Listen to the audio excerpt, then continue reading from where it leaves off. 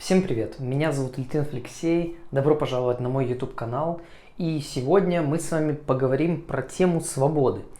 Она будет, конечно же, пересекаться с темой осознанности, но все же она будет больше про какой-то мой опыт, и поэтому, может быть, будет не настолько структурирована и не настолько относиться конкретно к осознанности.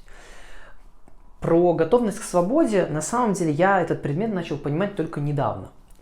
Знаете, бывает в фильмах говорят то, что вот там люди не хотят свободы, они хотят контроля, вот это вот такие злодеи обычно говорят, которые землю захватывают, которые начинают манипулировать там умами людей и так далее. И я на самом деле понимаю логику этого, то есть я это почувствовал, потому что я всегда стремился к свободе действий. Особенно это вот будет ярко на примере работы. Я стремился всегда к тому, чтобы у меня была свобода, к тому, чтобы делать то, что я чувствую нужно делать. И на примере вот моих стартапов, которые я запускал, тоже это будет очень ярко видно. То, что на самом деле к свободе нужно быть готовым. И я не готов был к тому уровню свободы, на который меня свалился в какой-то момент. Во-первых, это случилось в бизнесе, когда я занимался стартапом, и я помню, что можно делать все, что угодно. Я там нашел людей, они со мной работают, но я не знаю, что именно делать нужно. И я не понимаю. И я пытаюсь как-то выяснить. Я понимаю, что сейчас я могу делать что угодно. И особенно, знаете, это наступало в моменты, когда я вроде как много чего сделал, и все, и тишина. И вроде как работа идет, и вроде как люди что-то делают, и работа двигается, но вот сейчас я же не делаю. И вроде как у меня есть свобода действовать или не действовать. Но эта свобода, это ответственность. Это неопределенность, по сути, с которой мне нужно справляться каким-то образом. То есть мне, знаете, как-то гораздо проще, когда есть очень четкие границы, и понятно, что вот я там работаю со стальки до стальки, там все абсолютно определено, есть понятные задачи какие-то и так далее. Еще эта тема, кстати, очень ярко можно заметить при росте, то есть когда человек растет по карьерной лестнице, там начинается с того, что просто выполняет какие-то задачи, потом более-менее может как бы без какого-либо контроля их выполнять эти задачи, потом он сам решает, какие задачи там из этих вообще нужно делать, не нужно делать, исходя из каких-то целей. И так далее, это растет, и потом свобода, она проявляется до того, что можно одному делать, а можно кого-то вовлечь еще дополнительно. И вот это действительно становится сложно. То есть к свободе можно быть не готовым очень сильно.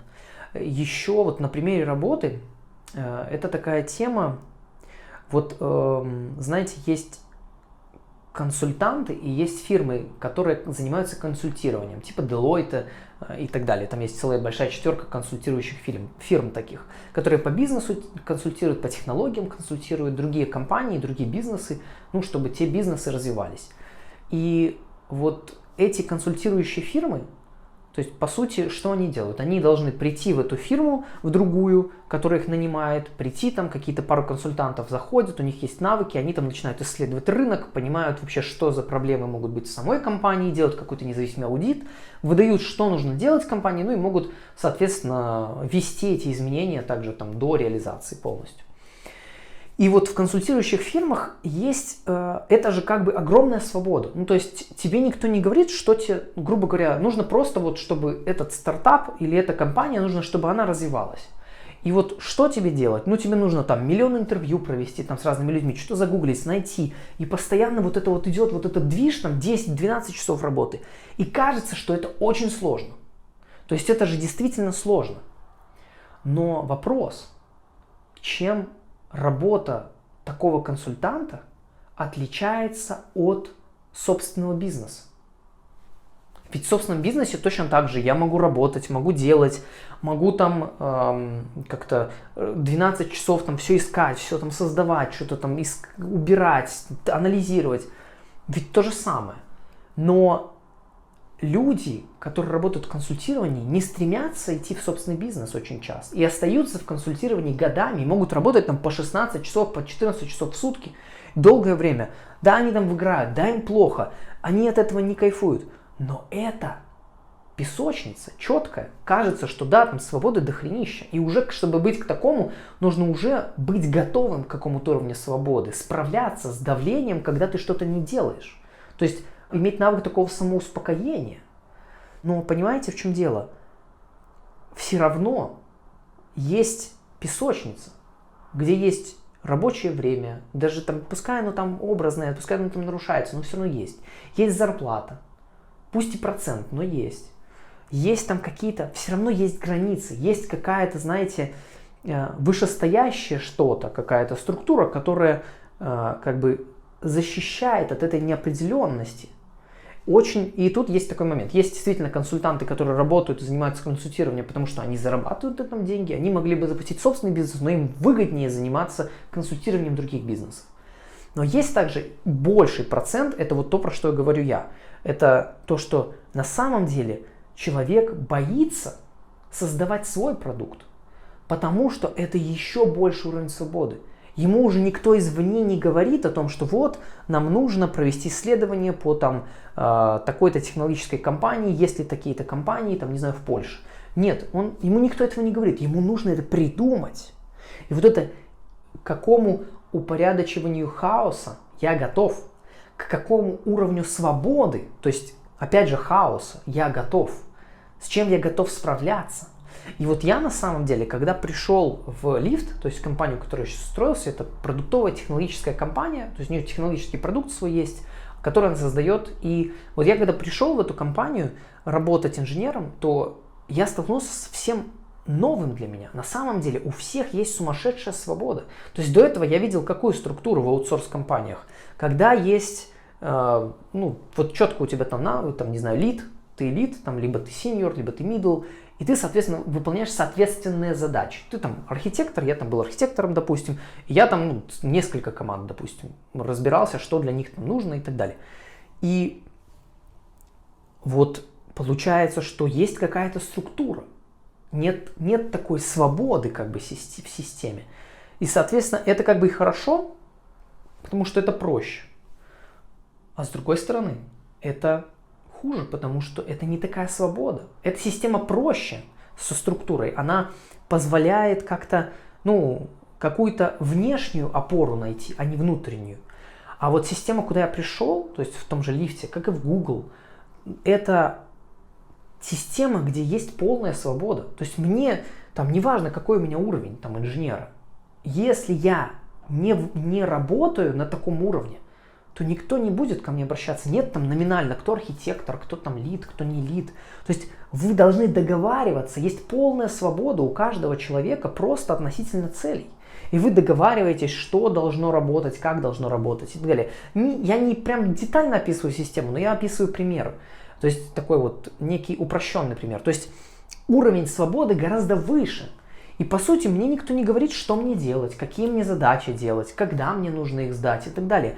Я сам определяю дедлайны, то, что важно, что не важно. Я могу любую задачу сказать, что нет, я не буду это делать, это не важно, это не стоит того.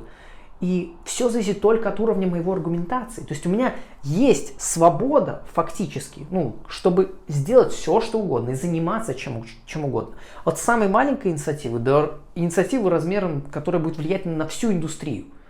И получается, что такой уровень свободы на самом деле это огромное давление. То, что я до конца не осознавал раньше. И то, что я осознал уже вот с опытом, можно сказать. То есть такая огромная свобода, она ведет к огромной ответственности. И к ней нужно быть готовым. Как в Человеке-пауке, то есть с большой силой идет большая ответственность. И здесь то же самое, что если я готов к свободе, то у меня есть большая сила на самом деле. И к какому уровню свободы я готов? Настолько у меня и большая сила. И настолько же у меня становится большая ответственность за то, что я делаю. И чем я занимаюсь. И самое главное, чем я не занимаюсь. Это тоже очень важно. И вот это действительно такой момент готовности к свободе. Поэтому люди, которые работают консультантами по 14 часов в сутки на другие компании, и там вроде как и все, и супер, и топят в этом, и классно вообще, и там да, там тяжело, да, там легко, иногда там весело или как-то. Но все равно у них есть песочница. И они могут обосновывать, доказывать это очень сильно. Но по факту Это та песочница, которая спасает их от страха, от хаоса, неопределенности, который появляется, если мы оказываемся свободны. Эта тема, кстати, связана с предыдущим моим видео про финансы, потому что чем с большим уровнем свободы и хаоса я готов столкнуться, неопределенности, чем больше неопределенности я могу структурировать для других людей. То есть у меня огромная свобода, ну, к примеру, я могу там чем угодно заняться, могу там, ну, грубо говоря, из хаоса создать какую-то систему, и в этой системе уже другие люди могут существовать и заниматься чем-то отдельным. То есть получается, что моя ценность для общества, для других людей в рамках какой-то системы, которую уже кто-то создал, это то количество хаоса и неопределенности, свободы, которые я могу взять и обременить какими-то рамками и структурой. Когда это нужно? Ну, допустим, возьмем какую-то цель. Например, у меня есть возможность там, любую цель начать сейчас достигать. Я не уверен, что я ее достигну, но я могу начать сейчас что угодно. Из абсолютного хаоса я придумываю, окей, хочу там, не знаю, Ironman достигнуть.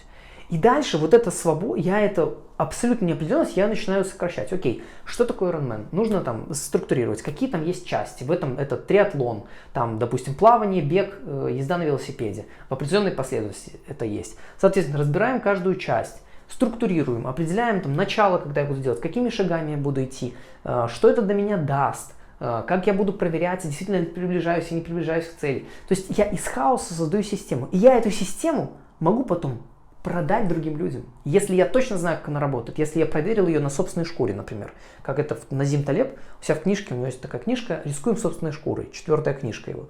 И вот там он про это говорит, про то, что если я, ну, это такая отсылка, я могу проверить что-то на своем опыте, я точно знаю, что это работает, потому что это работает в реальности, и, соответственно, я могу эту структуру уже продавать кому-то, как достигнуть цели. Могу не продавать, могу просто рассказывать, объяснять другим людям. Такие, офигеть, класс, я не знал, как это сделать.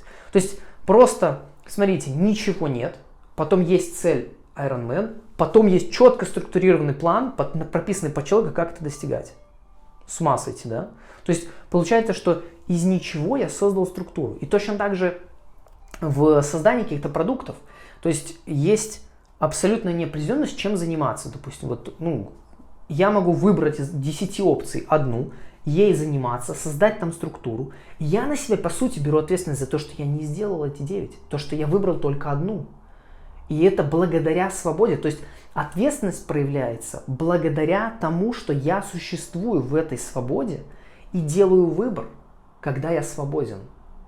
И это всегда происходит. То есть мы существуем в какой-то системе, которую кто-то построил. Там система типа государств, мирового, там вот этих вот системы общения государств, дипломатии. Потом еще система. И получается, что ценность, то есть ценность меня как специалиста и то, за что я получаю наибольшее количество платы, на самом деле в реальности, это в виде там, почтения, поддержки, там, не знаю, любви, денег, материальных каких-то услуг, материальных каких-то вещей. Это зависит от того, какой уровень хаоса я могу структурировать или в каком уровне свободы я готов действовать. Потому что, опять же, сложность действования в свободе – это ответственность за выбор, что я выбираю, а что я не выбираю. И поэтому это действительно такая тема, что к свободе нужно быть готовым. Зачем это все? Ну, для того, чтобы, как я считаю, для того, чтобы наслаждаться жизнью, для того, чтобы проживать эмоции, чувствовать жизнь как можно глубже. И, соответственно, свобода в этом плане – это действительно ультимативная как бы цель, куда я бы хотел прийти. Это жить в свободе, это выбирать что-то. Но проще, конечно, создавать себе какую-то структуру, там, ежедневные какие-то привычки и так далее. И это нормально, абсолютно. Я пользуюсь привычками. Какой-то у меня был период жизни, когда я вообще ушел от привычек каких-то и просто жил здесь сейчас, настоящим, пробовал. И это прикольно работает. Но я понял то, что мне проще в реальности, в которой я существую, где я делаю не все, что мне хочется на данный момент времени, мне все равно нужна какая-то структура, которая меня поддерживает. Но я ее сам создаю. Я из пустоты создаю себе структуру. То есть не кто-то мне говорит, что вот тебе нужно то-то, то-то, то. Нет, я изучаю материал и создаю, помещаю себя в систему, в которой я вижу для себя прогресс и развитие. То есть то, что мне хочется. Но опять же, это ответственность, потому что мне некого винить. Если что-то пойдет не так, только я виноват, потому что что-то пошло не так. И это нормально. Я исследую себя. И это есть и интерес жизни, который интерес появляется из той свободы, которая у меня есть, и из которой я действую. И я в прошлом видео тоже про финансы говорил, про финансовую свободу. И ведь это то же самое. То есть это возможность жить более насыщенно. Потому что, да, проще жить в структуре и в каких-то рамках. Но на самом деле настоящий кайф наступает тогда, когда я в наибольшем уровне свободы могу действовать. Что для этого необходимо? Для этого необходимо замечать то, что происходит со мной, и то, что важно для меня в настоящий момент. Потому что чем меньше рамок, тем меньше внешних стимулов и внешних условий и правил того, что мне и когда нужно делать или не делать. И, соответственно, это все должно исходить изнутри. И вот как этому научиться, чтобы это исходило изнутри? Это быть более осознанным, стараться ощущать, что со мной происходит здесь, сейчас, какие я чувства испытываю по отношению к тому, что происходит, как я действую, когда я действую, действовать. То есть тут все важны компоненты, и осознавание, и чувствование, и действование. То есть все части. И, с моей точки зрения, осознанность в этом очень сильно может помочь. В том, чтобы быть готовым к свободе. Потому что готовность к свободе, она исходит из того, что центр решений и центр хорошо-плохо, важно-неважно, он перемещается внутрь меня, а не исходит извне, из этих рамок. Вот такой вот сложный и интересный рассказ про готовность к свободе.